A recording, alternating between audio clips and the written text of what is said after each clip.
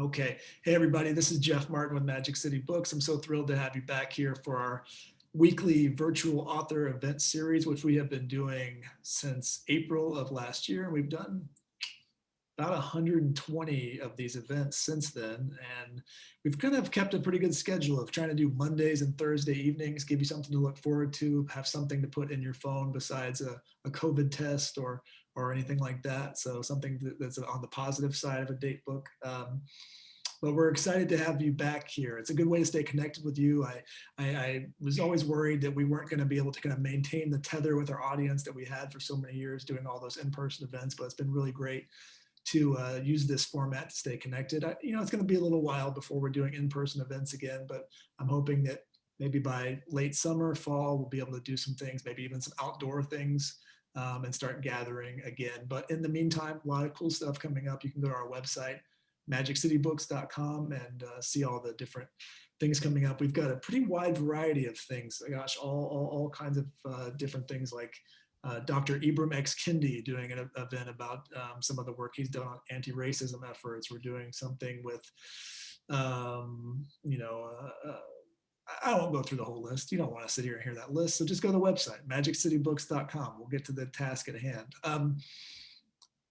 I've been watching these impeachment proceedings the last couple of days, part 2. It's like The Godfather part 2. So been watching that and thinking about this book that we're going to be talking about tonight, Big Dirty Money. And you think about whatever you kind of feel about this, and you think about why people are going one way or the other.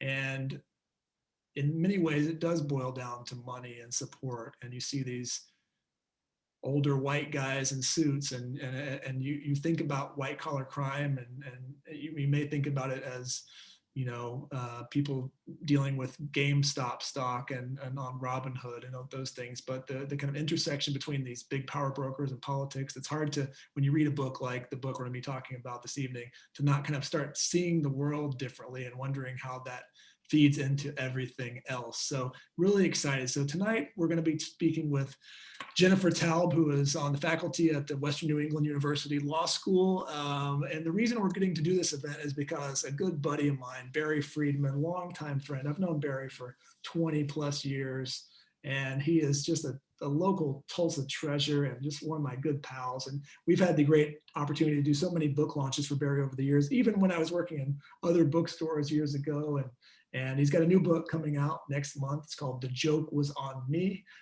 We did Barry's last book, his last memoir, which is a really beautiful memoir about the death of his son just a year ago. It's hard to believe, time flies so quickly, but he's been busy at work on this new book, so keep an eye out for that. But tonight I'm so excited. We're going to be talking about Big Dirty Money with Jennifer Taub. Barry and Jen can kind of tell you how they know each other, but he brought me this idea and said, hey, I'd love to do this event. This is a killer book, and I can't agree more. This really has kind of,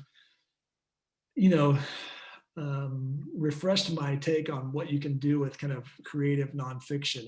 It's got, obviously the title kind of has a kind of a funny, Michael Lewis-y thing there, but there's also some serious depth here, and also some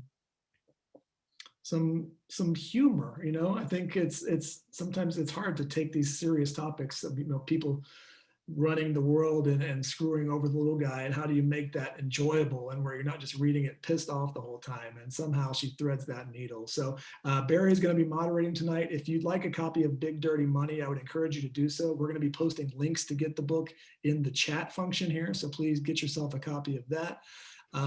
If you have questions, dump those into the Q&A. Barry will be taking some of those questions and kind of peppering them throughout the proceedings tonight.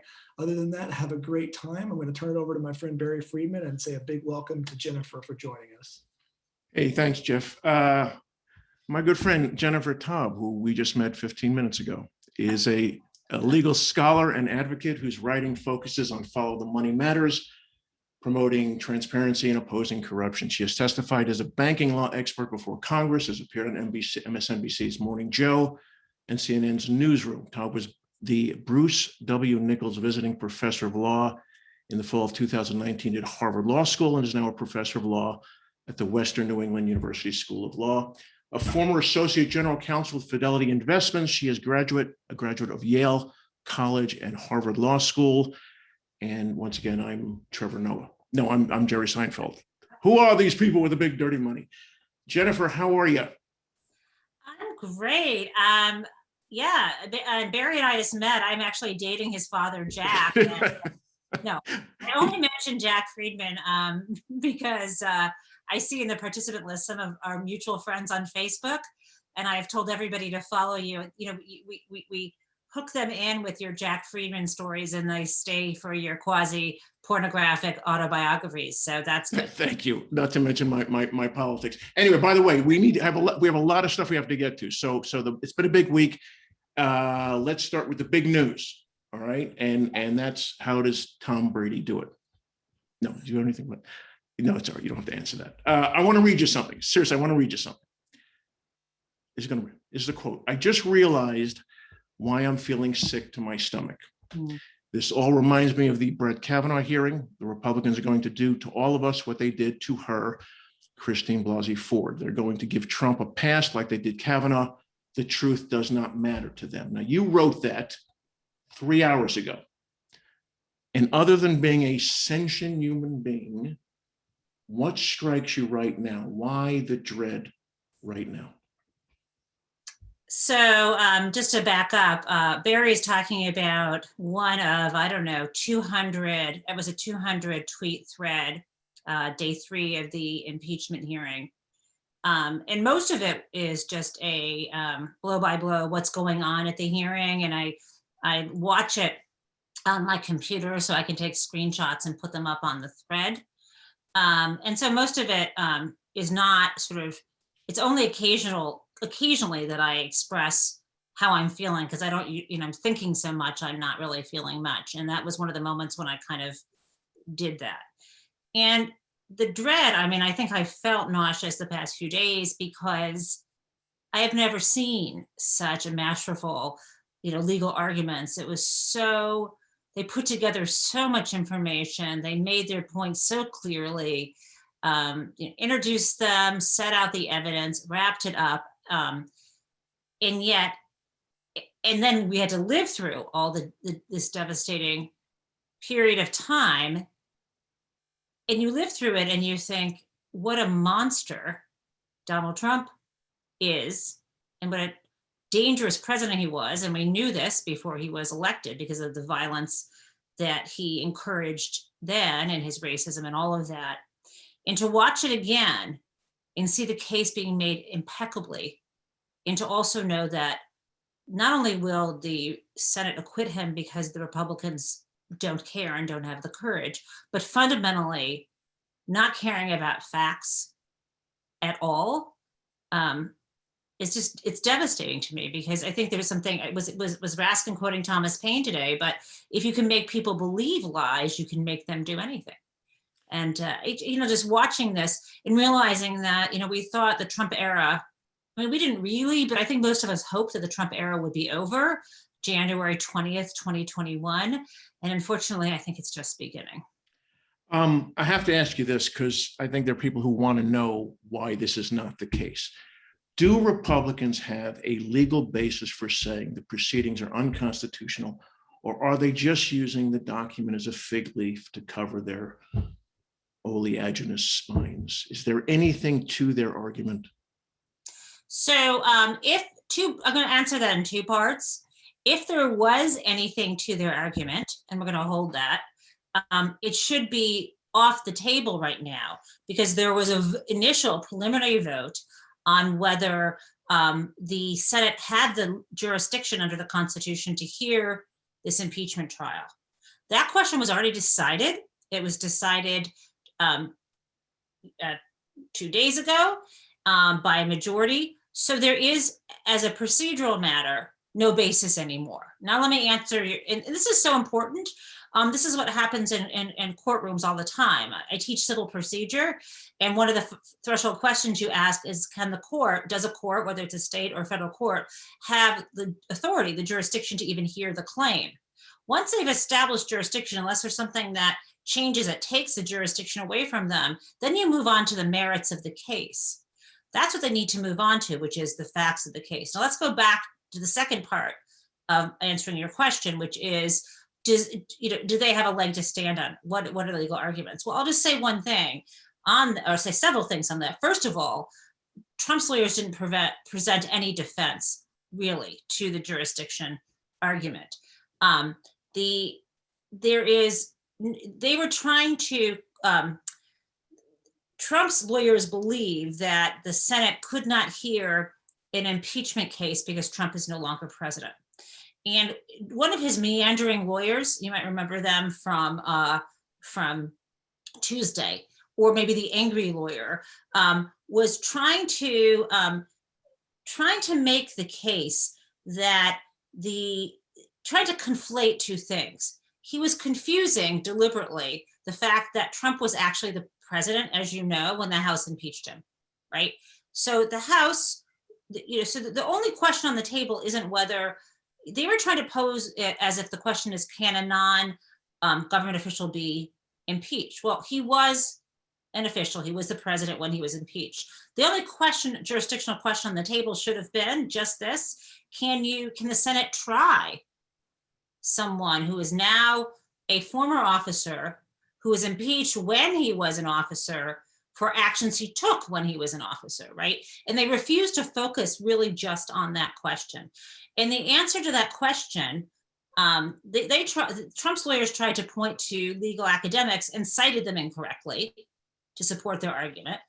And then they just tried to cite some random scholars, but the history in this country is that the Senate has conducted impeachment trials for former officers, including the former Secretary of War. So, and then we have 144 constitutional laws, or I think it was 140 or 150. There's just constitutional law scholars who say there's a basis for this. So, yes, they were trying to use anything they could to avoid hearing this case, but they've lost that argument. But they lost the argument, and now they're supposed to move on, but they won't because they're not following any sort of standards or protocols. They just want to acquit him, the majority of senators, Republican senators. I want to get to the book, but one more question on this. Oh, no, let's not get to the book. This is so fun. Okay, one more question about this. And I want to talk about Richard Nixon for a second. Okay. My theory is that had Gerald Ford not impeached, not pardoned Nixon, we would have seen Nixon have to walk into a court of law. And at that point, we could have tested the theory that no man is above the law. It would have been a good thing for the country to see the president of the United States have to face his accusers.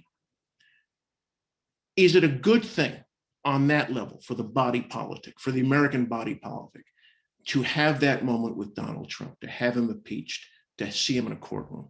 Would that be a good thing for us, or do we need to move on? Again, so you're asking, you're using being a lawyer, I'm going to have to tell you, don't use that word impeach now. You're blending now some removed. Okay. You just said, did you mean you wanted to see Nixon in a court of law? Nixon was pardoned for criminal activity. Right. Are you saying that, are you focused on whether he should have been impeached after he resigned, or are you saying he should have been tried in a court of law? Tried in a court of law, okay. That we could have seen that happen.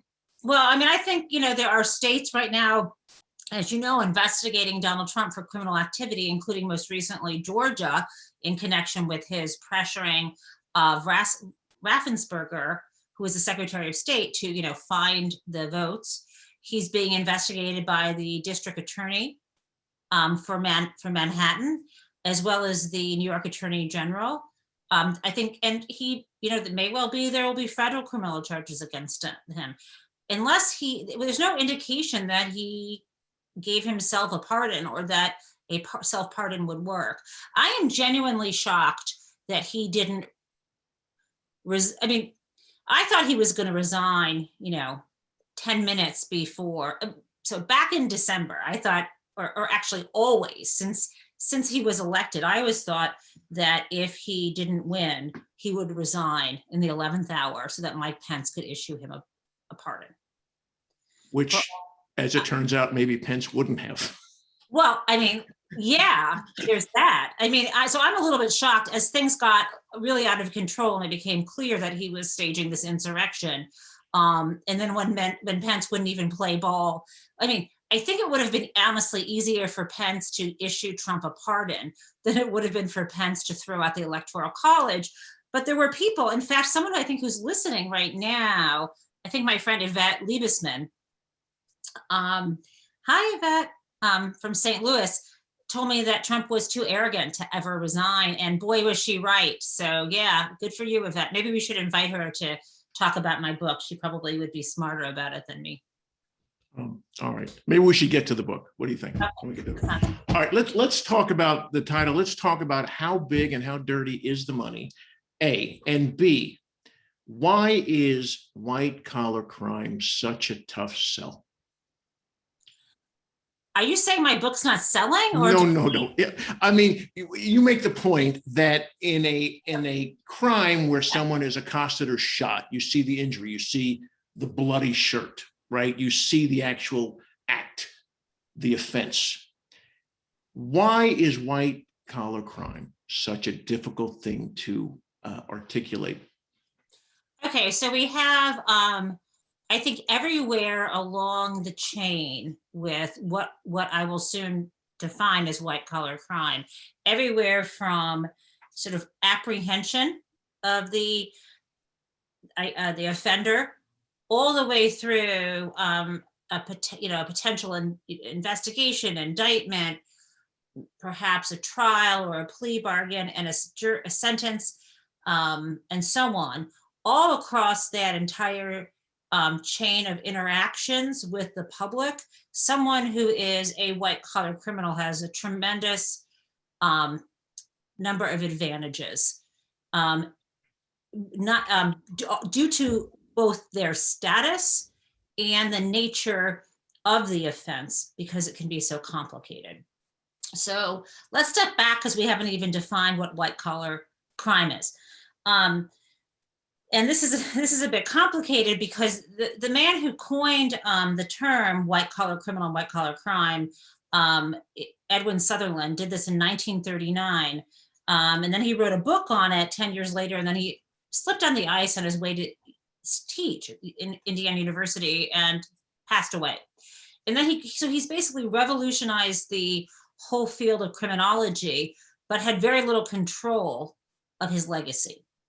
And I believe, and I blame myself in this too, I believe the way the term is used now is not what he intended, and I think we should return to it. So his definition of white collar crime were crimes committed by someone of high social status and respectability in their community during the course of their occupation. So his definition of white collar crime or white collar criminal was very status based. He leads with someone wealthy, and only then mentions that it would be something in the course of their occupation, as to distinguish from maybe a vice crime or a street crime or a violent crime that someone of high status might commit. When he wrote his book in 1949, almost his entire book was focused on corporate crime. He was looking back at all the robber barons. He focused a lot on antitrust and industrial accidents and things like that. And I would say, and he was doing this because he was trying to challenge the status quo among criminologists, that they were relying so heavily on crime statistics that the FBI put out, which they still do, called the Uniform Crime Reports. He was looking at this data, and he said they're assuming that the theories around why people commit crimes and how to rehabilitate them were all based on incomplete data, because these data were built from arrests, right? And so you only got now the reporting of this to the FBI, it still exists. It comes from states, local governments. I mean, it comes from police stations, universities, Indian tribes. It even comes from the FBI, but it only comes from, they only gather the data of people being arrested. So that was how he was looking at it. He was very status-based. Well, after, lawyers don't lawyers don't think in a status-based way. Maybe sociologists and criminologists do, but when lawyers picked up the idea of white-collar crime as a descriptor, what we do is we talk about white-collar crime in terms of white-collar criminal offenses. We often look at mostly federal law, but we look at certain types of economic law, economic offenses, typically any kind of fraud. And fraud in the criminal sense means that somebody deprives somebody else, someone used some kind of deception to deprive their target of money or property, right? That's the concept of criminal fraud. So in the federal, the way we think about it is that way. We've really shifted, and why this matters, kind of getting back to your original question, which I will, about why it's so difficult. Why this matters is when now the FBI counts up fraud across the country, or when the US, I'll start with them, when people count it, believe it or not, they count things like, if someone, a poor woman, let's say, writes a bad check, right? Writes a check where they don't have the money intentionally. Writing a bad check or welfare fraud, or someone who works in a retail store stealing from the store, like embezzling, all of those are going to be considered white collar offenses because they're fraud. And so they're not, when people capture statistics of white collar crime, and then using those statistics, they're wrong. At the federal level, when the US attorney's offices post their data on white collar crime, the things they bucket into that category have not been consistent over time. So if you see someone say, oh, the numbers of white collar crime convictions are up or down compared to a period of time, it's hard to judge that. So that's one thing that makes it so hard to talk about. But let me tell you now, get down to, even if it's hard to talk about, what we think of as white collar crime are things like tax evasion, money laundering, conspiracy is used, false statements. I'm trying to think of others, securities fraud, including insider trading, environmental crimes, and the like. So those are considered the offenses. But why it's so hard ultimately is the kinds of, if I look at Sutherland's definition, if my definition of your definition of white collar crime are the wealthy and well-connected committing these kinds of crimes, not the someone working at Target taking money out of the cash register. If we're talking about the real definition of them, the people who are extremely wealthy and well-connected are not gonna get caught necessarily, because often they're committing these crimes as like CEOs of a company. They're not gonna have people turn on them. Also, they have a ton of money to hire lawyers, and they're often savvy enough to make sure they don't have their fingerprints on it. So even someone as stupid as Trump, he doesn't ever really give direction to people. He says, wouldn't it be nice if this happened, or it'd be great if this happens? We heard this from Michael Cohen. They also have so much money that they can hire the most unscrupulous lawyers. Let's think of Roy Cohen, right? Or any of these lawyers. And then the hardest part, and they can plea bargain these cases. So I'm going to use Trump as an example. Trump is somebody who's your quintessential white collar criminal, somebody who was able to settle civil charges. So all the crimes that I'm describing that are the big white collar crimes, securities fraud, tax evasion, for example, even if you've committed criminal tax evasion or criminal securities fraud, the government, your first encounter is going to be with a regulatory agency, like the Securities and Exchange Commission if it's involving investment fraud, or the IRS if it's tax fraud. And they're only going to refer this for criminal prosecution on rare occasions. So the super wealthy can just sort of often throw up their hands and settle these cases. And that's what happened after the financial crisis. Some of the big bankers settled, for example, with either the FDIC or the SEC.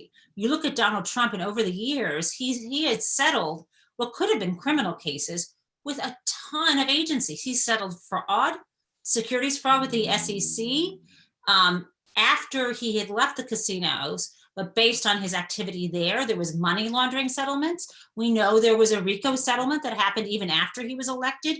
Each of these things have a civil enforcement side and a criminal. So this is what is the hardest part. The super wealthy are usually going to settle civilly. Then if you actually, am I annoying you by still talking too much, Barry? No, I'm loving it. Go on. It's better So- than me talking.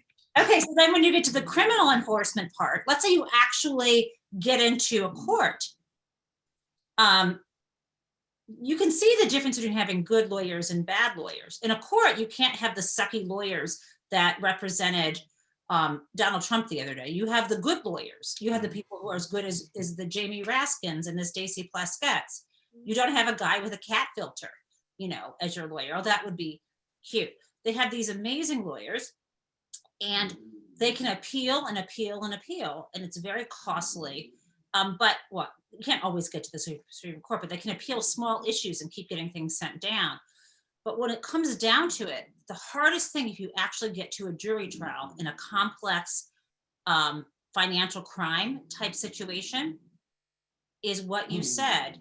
A jury doesn't have the same experience involving financial crime than they might like stealing a television from a Target. Oh my God, this is my dog Sparky. Sorry, hold on.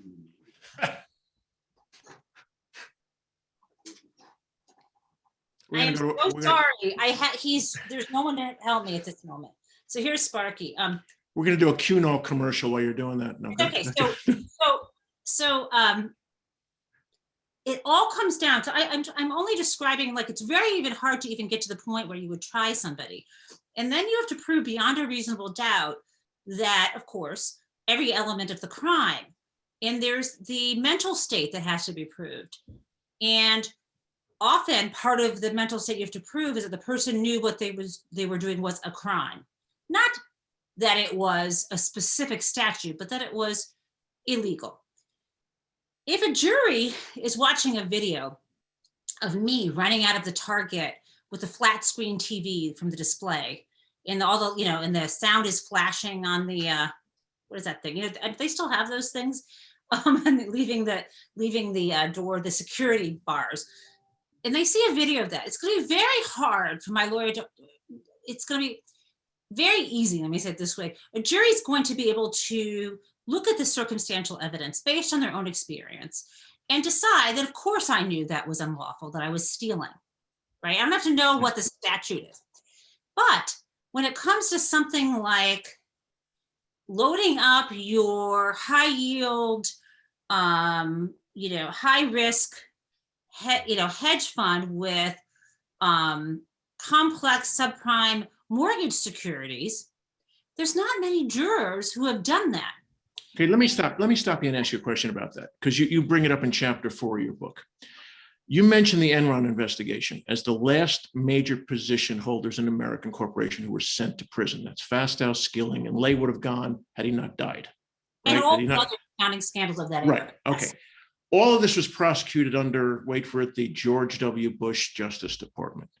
Would those three be in jail under a Trump Justice Department now, do you think, A? And B, how did that happen that those three, and that was a pretty complicated case, wound up in jail? What were the circumstances that the jury concluded and understood these three deserved a jail sentence?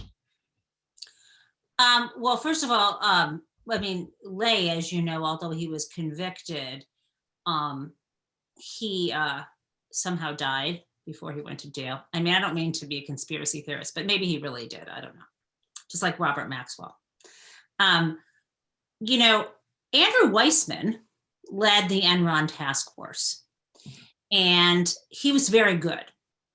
And the Department of Justice under George W. Bush made it a priority to try these cheats. And there is, I am a lifelong Democrat, but the facts fall where they fall. And George W. Bush, even his father, he kind of inherited the subprime mortgage meltdown, and his Justice Department put 1,000 bankers in jail. I know you didn't mention the Obama administration. I'm just going to skip over that and pretend like we talked about it. But you asked about the Trump administration and whether they would prosecute. The Trump administration would pardon people, and they did. I mean, Trump pardoned a ton of white collar criminals. So I don't see him going after people individually to prosecute them unless he didn't like them personally, which is even more corrupt. But yeah, I mean, you have to make it a priority. You have to make it a priority. Now, one thing happened under George W. Bush because of 9/11, as you know, on his watch, a lot of resources of the FBI were moved to counterterrorism. And also, even though we might be praising George W. Bush for cracking down on the Enron folks, he also presided over the, end of the mortgage bubble and, blowing up too. But still, I think Republicans sometimes have more of a law and order approach. I will, when it comes to financial crimes, because they tend to think of, in those cases, sometimes individual accountability instead of regulation. And I think you can't just put everybody in jail. The part of the problem is deregulation and desupervision that allows some of this stuff to get out of control to begin with. And it sounds to me like the Republicans and Democratic administrations, they're not uniformly pro harsh sentencing and going after these guys.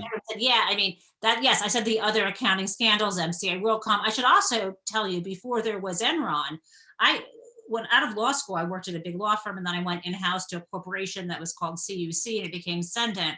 And this is one of the reasons why I got interested in white collar crime. Our chairman ended up going to federal prison for cooking the books. I was not a numbers accounting person. I was the marketing lawyer, but I became very interested in it after that. And then I went and worked at Fidelity and became even more interested in securities regulation. And that was an honest, good company to work for, unlike the criminals I had worked for before. But what's interesting too, Barry, is that our chairman, Walter Forbes, it was so complicated. They were trying to, get the top guy in connection with this massive securities fraud. It was the largest stock drop in U.S. history. Anyway, they were trying to get him. The jury came back, hung jury. Second trial, federal case, hung jury. It took him 3 times. They didn't give up, and they put him in prison. I think he just got out recently. Okay. When I teach white collar crime, I used to show a photo of the prison he was in. I never visited him, though. That would have been nice of me. I have to ask you about the psychology of this. On page 90, you quote, "The genius of the best white collar schemes is to make victims partially complicit in their own victimhood." How do they do that, and why do we let them get away with it? I can think the best example I can think of is something that Tamar Frankel, wonderful nanogenarian law professor, she wrote a book called The Ponzi Puzzle. And she did this tremendous research on Ponzi schemes. Her research was straight from courtroom dockets and court decisions. It's kind of brilliant. And when you say, why do we let them, is, people, it's just like the GameStop thing. Even if people know it's a bubble or a Ponzi scheme in their heart, they're just hoping to get out before the thing collapses. There's some of that. That's why we let them. Take a look at, what is it? Do you think it's 25% of American voters still support Trump? And we knew he was a con man from day one. People don't like to be told that they've been conned. And in fact, when someone has been cheated before, I'm saying different telemarketers who are unscrupulous telemarketers who want to target people, they actually buy lists of people who have been cheated before because they're really gullible for some reason. There's a certain, so one of the reasons why people target people who are going to be easy victims. And, if you make people feel like they're blameworthy, then no one will help them or come after you.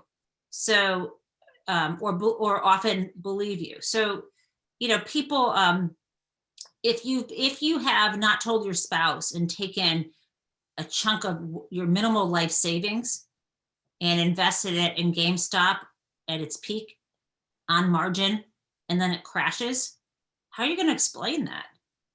And so often people don't, I'm using that as an example, but there are things that are less, things like telemarketing schemes where people get caught up. They blame themselves, and that actually helps people not get caught, because they don't always call the police because they're embarrassed about what happened to them. So it helps. And also it helps when people are, before, not in the trial setting, but if the lawyer for the perpetrator sort of can say, well, they were in on it. Say, this is what happened with the mortgage crisis. Everyone, it's wrong, but many people still blame people who took out mortgages they couldn't afford. And they were the victims. They were tricked into that for the most part. But sometimes they helped the mortgage broker by kind of making up some information to help them get the loan.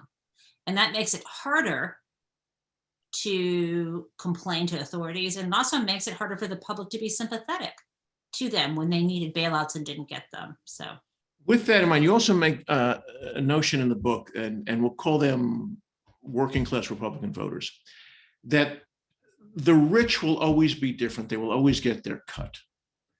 And so while the Donald Trumps of the world will always get away with it, always come out smelling like a rose,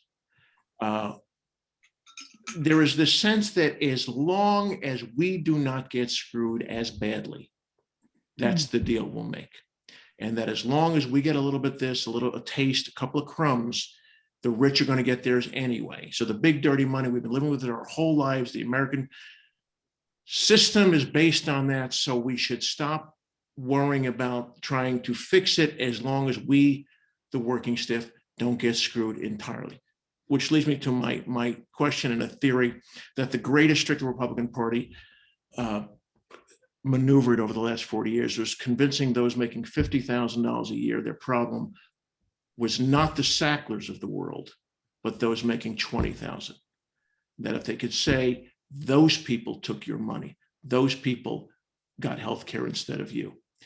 Is that part of it also, that we have a built-in, the rich are different, the rich are going to get theirs, I just want to get something. And as long as the Republican Party does a better job of selling this to me than the Democrats, I will go with them, because at least they're honest about the two worlds. Yeah, I think there's a lot of truth to that psychology of things. And I think one of the reasons why I'm trying to expose what's going on here is because it does further the need for tax reform. It does further the need for asking the wealthy to pay their share. One of the myths we have is that sort of anybody who's super wealthy earned it, and anyone who's not, it's your own fault. We're not working hard enough. You're not working hard enough, regardless of where the starting point was, or regardless of the, how you were born well or whatever. I don't want to discount the fact that even crooks work really hard. It's not always easy to be very successful at money laundering, So this idea that if you've worked hard, you get to keep what you've gotten, I think that if you look at a system, if we're going to have a market-based system, and we're not going to throw everybody in jail, there are going to be people who can insulate themselves from accountability, even if they're sort of overall good people, but also slightly cheaters. And if we would just admit that, we would have a more equitable, I think, tax system and public financing system. I think that we just have to be honest about what's really going on here. We have to improve our regulation and our oversight of businesses so they don't sell us poison products and addict our children, all this stuff. But I think the bottom line is some people are going to get away with it. And on balance, there should be a tax then on a surface, I'm very much for a wealth tax. I'm very much for funding the IRS, which has been defunded tremendously and its power eviscerated because of deliberate attempts, even though the Republicans got these tremendous tax cuts, but one other way they cut taxes is by, a wink and a nod to the extremely wealthy with complex tax structures, who they will rarely get audited. And if they get caught, it will just be a civil fine. It just helps the super wealthy get more wealthy and more powerful because they don't have to follow the tax code. It's a huge part of the heart of this book, I think. Okay. And once again, the book is Big Dirty Money, and it's available everywhere. I have a question. I want to quote for you about the arbitrary nature of this. And this is about an investor, Kareem Saragildan. Hope I'm Yes. pronouncing this correct. And you wrote that worldwide, there were 47 executives convicted and sent to prison in 2018 for their roles in the 2008 meltdown. Iceland jailed Icelanders, Spain jailed bankers from Spanish banks. In Ireland, it was bankers from the Anglo-Irish Bank and so on. But the only bank executive who was sentenced to prison in the United States was born in Egypt and had committed his crimes in London. You got a minute to tell us his story? Yeah, I mean, the story, so those stats are by 2018. I didn't discover his story. He was first Jesse Eisinger, who wrote the book, The Chicken Shit Club, and won a Pulitzer Prize for some of his work on the financial crisis. He wrote about him in a story in the New York Times Magazine. He was over, I think it was at Credit Suisse that he was working for. He was working for one of the investment banks, and he was involved in some complex mortgage-backed securities that went bad because there was sort of, fraud through and through. And, he took the fall in the US. And it's kind of amazing when people say, well, no bank executives went to jail. He's the one bank executive. And, this is someone with a Middle Eastern sounding name who wasn't even on US soil, not working for a US bank, grew up in Michigan. It's easy to make him a fall guy, the similar way that Cy Vance went after that small bank called Abacus in Chinatown in New York, even though he had in his jurisdiction all of Wall Street. It's disappointing, but not entirely unpredictable. Once again, as I said, all along that chain from commission of a crime to the possible, imprisonment, who gets the favors? Who's too big to jail, who's too powerful to insult, who has the dirt on you, things like that. I mean, we can ask our questions about Eric Schneiderman. I raised those very carefully in the book. A book like this gets vetted by the publisher's lawyers, and the Schneiderman thing I had to carefully look at. I mean, you can see how many pages of endnotes I have, but I have some questions about whether Donald Trump had it easy because of him.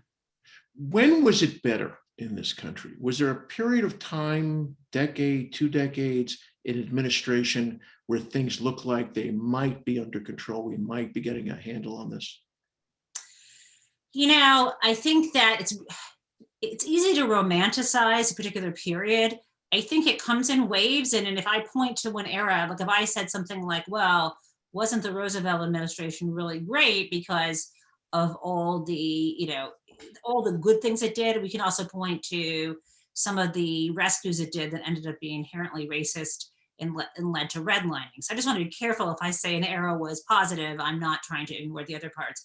I mean, I think the crackdown after the Great Crash and was kind of the perfect model. You have this kind of complete disaster, and Roosevelt tackled it on all the fronts. He got help for those who lost their homes by creating the HULC, the Homeowners Loan Corporation, that made its money back, refinancing people's mortgages. So that was sort of rescuing many of the victims.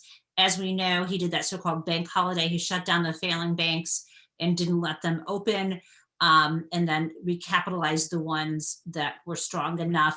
He also immediately passed, and 1933, he comes in office in March because the interregnum was longer. The 1933 Act that for the first time had federal regulation of the offering of securities. Then comes the 1934 Act, regulated the markets. Then comes the 1940 Act. The fact that these laws are so old tell you how long it's been since we've done something right. I mean, if anything, most of the securities regulations that have happened since then have been to sort of deregulate the market. So I'm simplifying things. So I think the Roosevelt era was good. I think there were some good things in the 70s, some crackdowns a bit then. So we have the environmental movement, and we get, under Nixon of all people, environmental regulations and so on. So, you have these waves of disasters followed by ideally helping the victims, re-regulation. Oh, I shouldn't skip the part, and criminal enforcement Roosevelt had too. You have to have all those together. I mean, I do think the post-Enron era seems somewhat promising, but I think there was backlash. And I think part of the problem has been that some businesses have gotten larger, and especially the banking industry. Bankers are almost untouchable because we've become so financialized. Our economy is so much based on finance that it's really hard to detangle all of that, all those power structures, and actually hold anyone accountable in the financial services sector. Does a guy like Edward Sutherland, if he's around today, does he resonate? Does that voice resonate? Is, you know, the Joseph Welch, have you no decency, sir moment? Does that work nowadays? Are we so fractured? I mean, what does Ted Cruz say if Joseph Welch type says to him, have you no decency? I mean, what greets an Edward Sutherland now in front of a congressional hearing? I'm still committee? I'm stuck on Ted Cruz, and the answer to whether he had any, I mean, just sort of like the impeachment hearing, I think that case is closed. Like, it's the jurisdictional case is closed. Ted Cruz, whatever shred of decency he had, how could it be around after he kissed Trump's feet after he insulted his wife and said his father killed JFK? I mean, but I know you're asking a different question. I would love to have Edwin Sutherland back on this planet, and not just have lunch with him, but, like, you know, let him live here for a little while and finish his work. I think it'd be interesting. Let's talk about your 6 fixes before we go. And one of those, I remember about a month or two ago, you said actually looked like it was happening.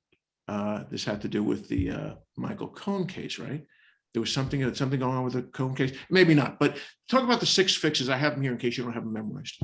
Oh, yeah. I mean, I think that what you're talking about is, I make, 6, they're very broad suggestions. One of them has to do with trying to prevent the use of these shell companies that people use to hide their assets and that's the Boris and Natasha LLC. Yeah, and so that there was about a year ago, in the summer of, I guess it would have been 2019, there was a surprising bipartisan hearing where everyone was talking about the danger of these shell companies. And so it wasn't surprising, this was in the Senate, it wasn't so entirely surprising to me that there would be legislation. And this got, somehow, was it in the budget bill or was it in, I'm trying to think of which bill, but at the end of last year, there was a law, and I think, did Trump try to veto it, but they overrode the veto? Yes. This might have been the funding for the military bill. They slipped in this thing that requires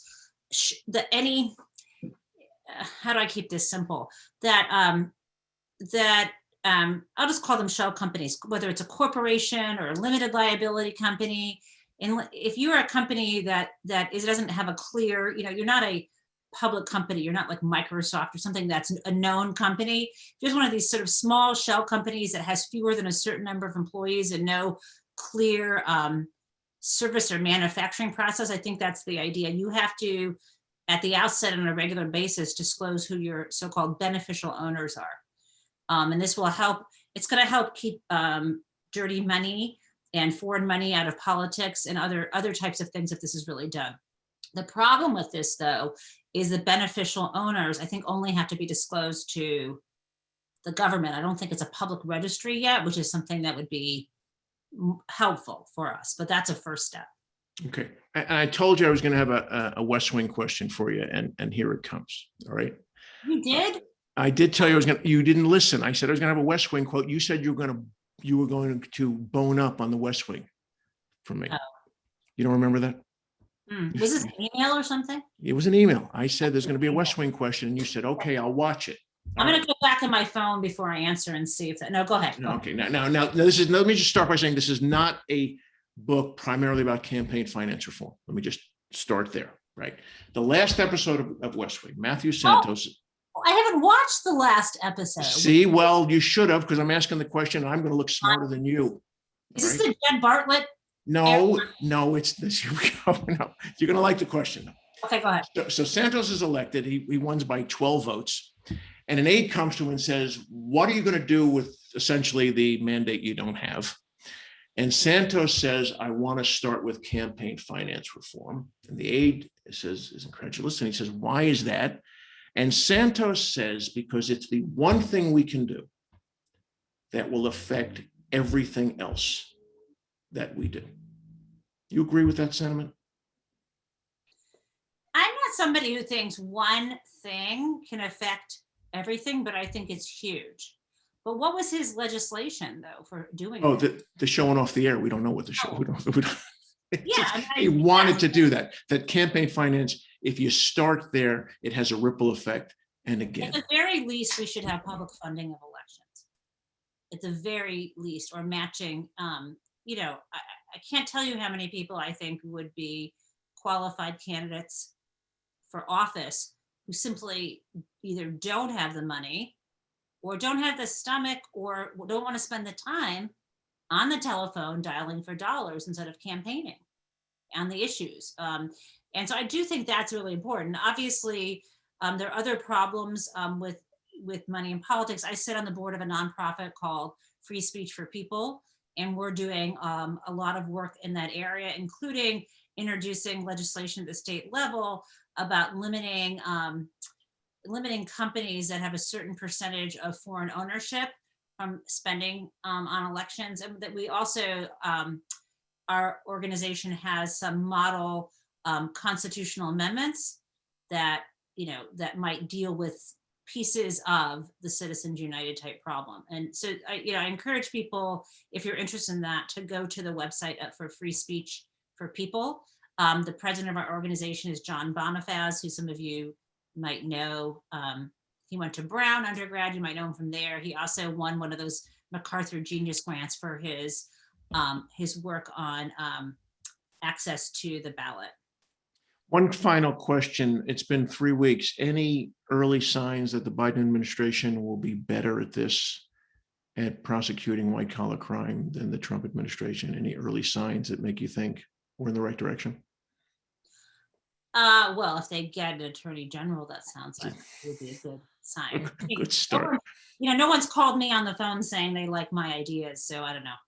We'll see. I'll have more confidence if someone asks me to send the book to them, but we'll see. Okay. Once again, the book is called Big Dirty Money. The guest has been Jennifer Taub. It has been a pleasure meeting you, seeing you, and almost trying to ask intelligent questions, which I probably failed, but there you go. I think we're waiting for someone to wrap this